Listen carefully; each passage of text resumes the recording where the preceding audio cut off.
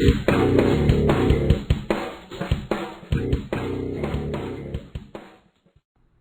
and gentlemen, boys and girls, children of all ages, welcome to Knuckle Supper Studios presents. This is Happy Jack, and I will serve as your humble narrator as over the next few weeks I catalog the journey leading up to and through my very first IndieGoGo campaign. I will tell you my thought process as I trek through these unfamiliar grounds, sharing with you my successes, missteps, and flat-out mistakes. Hopefully, this will help other indie creators as they dive into the unsure world of crowdfunding. There is a link below to my campaign as well as 2 secret perks listed that will allow you to claim freebies otherwise not available to backers. Please do consider backing Tales from Nearsville. There are perks starting at as low as $2. Your support is greatly appreciated, and we can't do it without you guys. Chapter 1, Discovering Comic Books. I've always loved to draw. For as long as I can remember, if I had a pencil and a sheet of paper, I was happy. Monsters and cars were my subjects of choice. Sure, I watched Super Friends growing up, and I liked the 60s Spider-Man cartoons. But for the most part, superhero cartoons seemed silly, and it didn't inspire me to draw them. I preferred Johnny Quest, Thundar the Barbarian, Dungeons & Dragons, etc. But my absolute favorite cartoon was G.I. Joe. Here were my beloved toys brought to life on the silver screen every single day. This cartoon gave the action figures humanity and defined their personalities. It made the little plastic battles in my family room that much cooler. I could hear each figure's voice in my head as I spent countless hours trying to either save the world as Duke and the boys, or trying to take it over as Cobra Commander and Destro.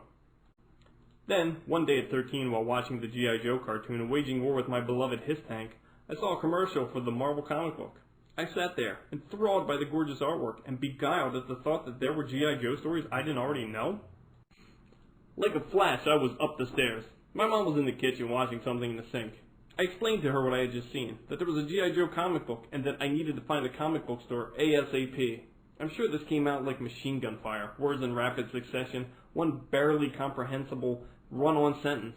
My mind was reeling. Where and how in the heck am I going to find a comic book store? My mother, my amazing, loving, wonderful mother, turns to me and says, "I know where there's a comic book store. We can go this weekend." That was my mother to a T, supportive and loving, and good to her word, just a few days later we were in the flea market in the basement of a local mall. As I rounded the corner and saw a wall of new comics and boxes of back issues, I was in awe. How many comic books were there? This was 1984. The indies boom was picking up steam. Marvel and DC were beginning to put up ridiculous monthly sales numbers. Licensing of movies and toy lines to comic publishers was the new golden goose, so yeah, there were a lot of titles. I didn't care about any that didn't say G.I. Joe on the cover.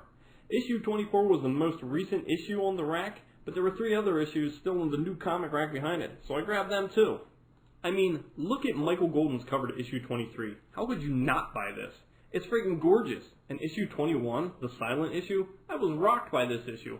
I flew through it since I didn't have to waste time with words, but then went back through it numerous times, poring over the artwork.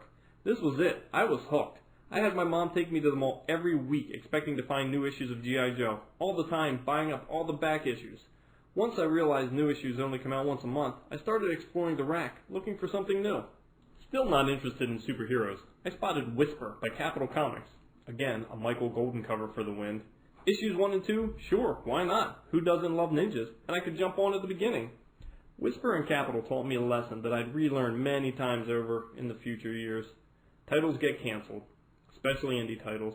Sure, Whisper was later picked up by First, but most of the canceled series I loved weren't. They were just gone, and it sucked.